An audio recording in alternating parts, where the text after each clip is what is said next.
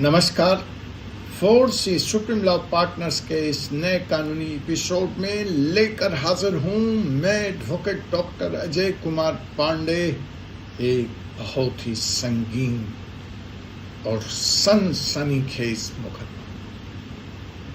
पूरा देश इस वक्त त्राहिमाम है इस विषय पर। देश तो देश, विदेश में भी भारत विरोधी गतिविधियां अपने चरम पर है। टूरिज्म, पर्यटन का तो बैंड बज गया है। स्पेन से फोन आया, कनाडा से फोन आया, ऑस्ट्रेलिया से फोन आया, अमेरिका से फोन आया। सारे के सारे विदेशी मेहमान जो भारत आने के लिए तैयारी करके बैठे थे, अपनी यात्रा को स्थगित कर चुके। मेरे तमाम एश्योरेंस देने के बाद ऐसा कुछ भी नहीं है, भारत इतना सुरक्षित नहीं है, वह मानने को तैयार नहीं। रोमानिया और पोलैंड से फोन आया। वो कहते हैं कि आपके देश में जो घटना हुई है उससे साफ पता चलता है कि आपके देश में महिलाएं सुरक्षित नहीं हैं, आपका देश पर्यटन के लिए सुरक्षित नहीं है। जी हां, यह पूरा उबाल है कलकत्ता महिला रेप कांड को लेकर। जिस तरह से इस घटना को अंजाम दिया गया और उसके बाद जो लोग जिम्मेवार थे ऐसी घटनाओं के जांच के लिए, उनका जो व्यवहार रहा, उससे देश तो देश, विदेश में भी भारत के खिलाफ आक्रोश है, उबाल है, गुस्सा है, घृणा है, भारत का बहिष्कार है टूरिज्म पर। तो जनाब, ऐसी स्थिति में मैं बात कर रहा हूं West Bengal RG Kar medical college doctor rape कांड के बारे में। मैं इस विषय पर वीडियो नहीं लेके आना चाहता था, मैंने नहीं बनाया था अब तक, लेकिन अब मुझे भी बनाना पड़ा, खास करके जब देश की महामहिम राष्ट्रपति द्रौपदी मुर्मू ने अपने स्व हस्ताक्षरित लेख के जरिए अपनी पीड़ा और व्यथा व्यक्त की। इसके बाद अटकलों का बाजार गर्म है कि क्या वेस्ट बंगाल शासन में अब एकमात्र विकल्प बच गया है, और वह विकल्प है राष्ट्रपति शासन का। तो आइए हम आज बात करेंगे बंगाल में राष्ट्रपति शासन, इसकी संवैधानिक स्थिति, इसकी प्रक्रिया, यह कैसे लगाया जाता है, यह उचित है या अनुचित है। तो सबसे पहले हम आपसे बात करते हैं इस क्रूर घटना की। इसकी हम कठोरतम शब्दों में निंदा करते हैं और सवाल पूछना चाहते हैं, न सिर्फ नेताओं से, रहनुमाओं से, लेकिन समाज के हर वर्ग से, क्योंकि यह समस्या सिर्फ कानून की नहीं है। यह समस्या सिर्फ कानून तक सीमित करके नहीं छोड़ी जा सकती, क्योंकि सच्चाई तो यह है कि बंगाल में जो हुआ तो बहुत बुरा है, लेकिन कोई पहली बार नहीं हुआ। हमने निर्भया देखा, अभया देखा, 90 बलात्कार की घटनाएं रिपोर्टेड, जो तो रिपोर्टेड नहीं है उनकी तो बात ही हम क्या करें। तो सवाल यह है कि ये जो बलात्कार जैसा जघन्य अपराध है, यह किसी महिला के सीने में वो जख्म होता है जो कभी नहीं मरता। जिस कोख से बच्चा जन्म लेता है, जब उससे हैवानियत होती है, पूरी की पूरी मानवता शर्मसार हो जाती है। धरना प्रदर्शन होता है, इस्तीफा भी मांगा जाता है, लेकिन रहनुमाओं को वो चुल्लू भर पानी क्यों नहीं मिलता जिसमें डूब कर ये मर जाएं, या जिसमें डूब कर ये महापाप करने वाले लोग कानून के फैसले का इंतजार न करें, स्वयं ही मर जाएं।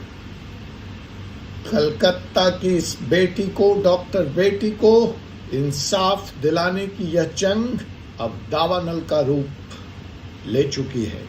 नेताओं ने यह नहीं सोचा था, यही समस्या है। कोलकाता की डॉक्टर बेटी से हुई हैवानियत के बाद मैंने जैसा आपको बताया अपने वीडियो के प्रारंभ में, न सिर्फ कोलकाता में, न सिर्फ वेस्ट बंगाल में, न सिर्फ देश में बल्कि विदेशों में भी आक्रोश बढ़ता जा रहा है। सियासत का पानी हजारों डिग्री सेल्सियस से भी ऊपर जाकर उबाल मार रहा है। लगातार हो रहे धरना प्रदर्शनों के बीच ममता बनर्जी को कुर्सी छीन जाने का डर सताने लगा है। उनकी चिंता डॉक्टर बेटी की इंसाफ नहीं है, उनकी चिंता अपनी कुर्सी बचाने की है। ये वही कलकत्ता है, ये वही वेस्ट बंगाल है जिसको शक्ति की धरती माना जाता है। जो ममता बनर्जी नारा देती हैं, माँ, माटी और मानुष। मानुष तो मानुष रहा ही नहीं, कब नर मानुष बन मानुष हो गया। लेकिन माँ का तो सम्मान कर लेती ममता जी, माटी का तो सम्मान कर लेती। हम बड़े हुए यह सुनकर कि अगर इस देश में महिलाएं कहीं सबसे ज्यादा सुरक्षित हैं तो वो वेस्ट बंगाल है, जहां वो फ्रीली घूम सकती हैं, जा सकती हैं, मिल सकती हैं। विद्या, कल्चर, एजुकेशन, लिटरेचर, संगीत की मातृभूमि है वेस्ट बंगाल, क्रांति की मातृभूमि है। यह कैसी क्रांति, उस धरती से ये कैसा दावा नल, समझ से परे है। ये वही वेस्ट बंगाल है जहां कभी महिलाओं को सम्मान के लिए हम जानते थे।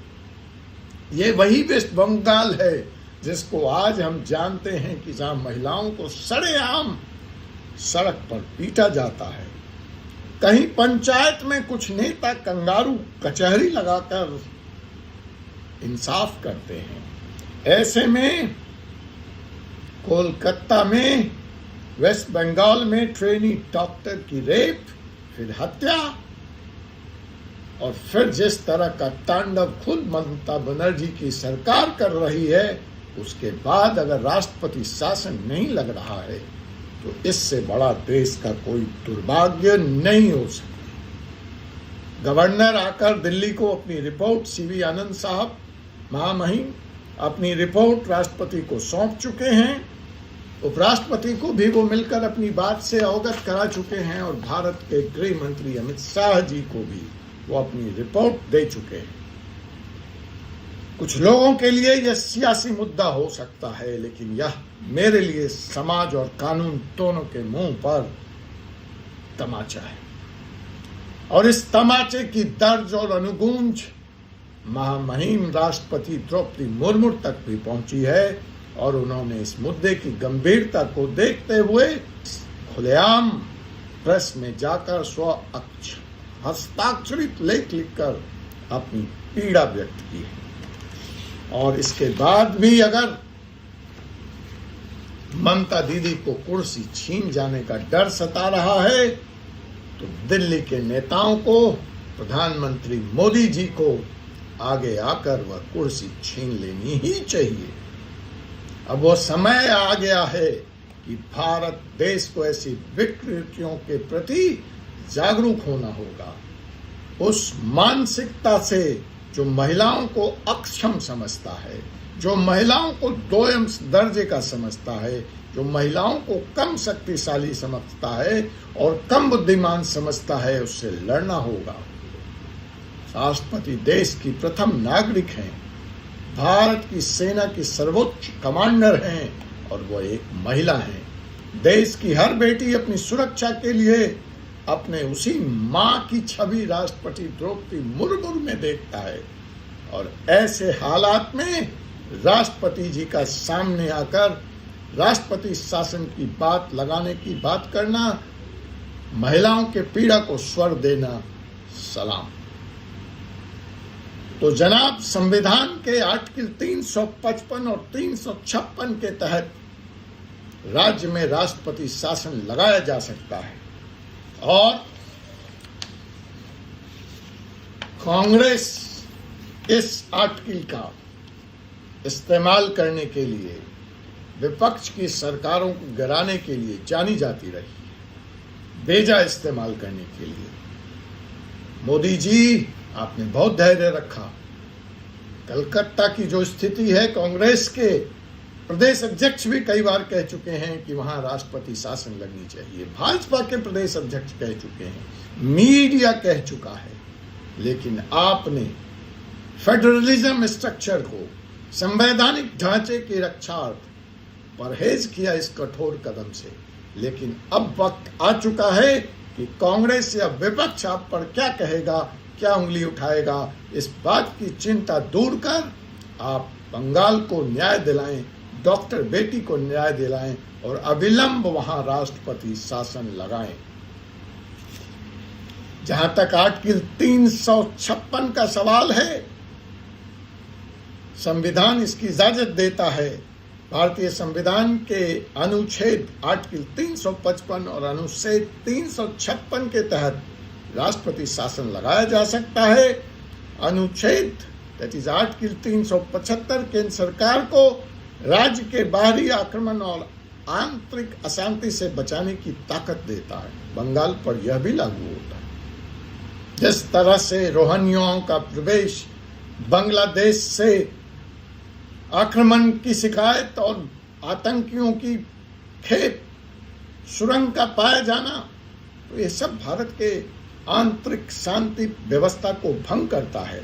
और 356 के तहत राष्ट्रपति को यह शक्ति प्राप्त है कि वह राज्य में संवैधानिक तंत्र के फेल हो जाने के बाद या उसका डॉक्टर बेटी के रेप और मर्डर और उसके बाद जो तांडव वहां हुआ, यह साफ तौर पर प्रमाणित करता है कि वहां का संवैधानिक तंत्र, कॉन्स्टिट्यूशनल मैकेनिज्म पूरी तरह फेल हो चुका है, कमजोर पड़ चुका है।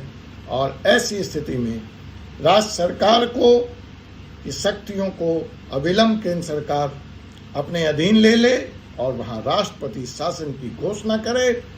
मेरा यह मानना है कि अब वह समय चंद घंटों से दूर है जब बंगाल में राष्ट्रपति शासन लगा दिया जाएगा। अब सवाल है कि इस राष्ट्रपति शासन लगा देने जाने के बाद ममता बनर्जी के पास क्या क्या विकल्प होगा। कानूनी विकल्प, कानूनी चैनल है, तो जी हां, ममता बनर्जी सरकार के इस फैसले को कोर्ट में चुनौती दे सकती हैं।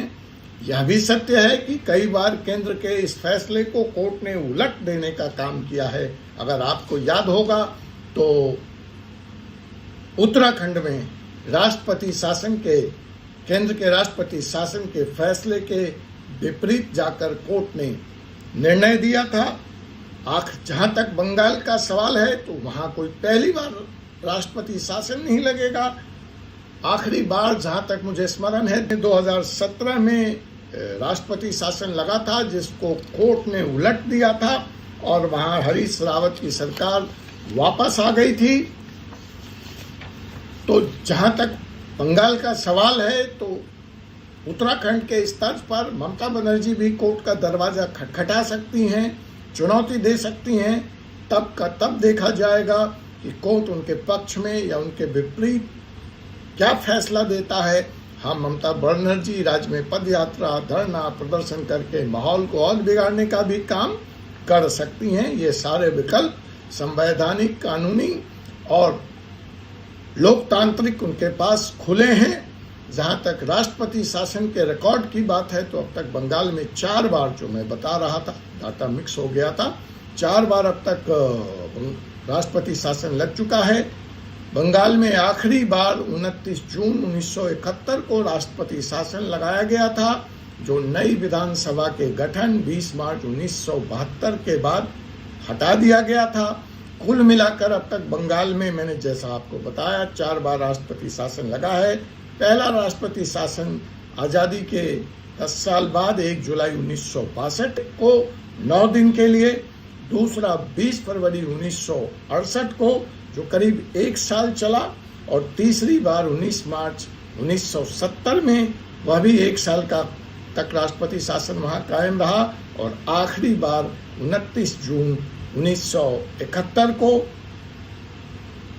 सत्ता सेवा का साधन है या कुछ और। अब देश के नेताओं को पार्टी दलगत राजनीति से उठकर इसका भी जवाब देना होगा। राहुल गांधी जी कहते हैं सत्ता जहर होती है। ऐसे वक्त में जब बंगाल का मामला एक बार तुल पकड़ेगा तो यह भी देखना महत्वपूर्ण होगा कि जो विपक्ष के नेता हैं वो महिला डॉक्टर के साथ, कानून व्यवस्था के साथ, संविधान के साथ खड़े होंगे। मसलन राहुल गांधी, मसलन शरद पवार, मसलन अखिलेश यादव, या वह डॉक्टर बेटी के खिलाफ जाकर बलात्कार और अन्याय की वकालत कर रहे हैं।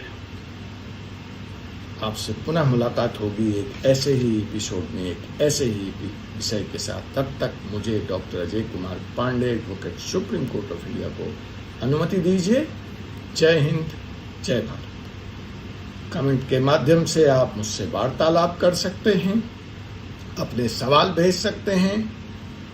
हमारी यह पेशकश आपको कैसी लगी, इस पर टिप्पणी कर सकते हैं। हमारा चैनल ज्वाइन कर सकते हैं, नोटिफिकेशन प्राप्त कर सकते हैं और हमसे आप सीधे तौर पर भी व्हाट्सएप के माध्यम से जुड़ सकते हैं।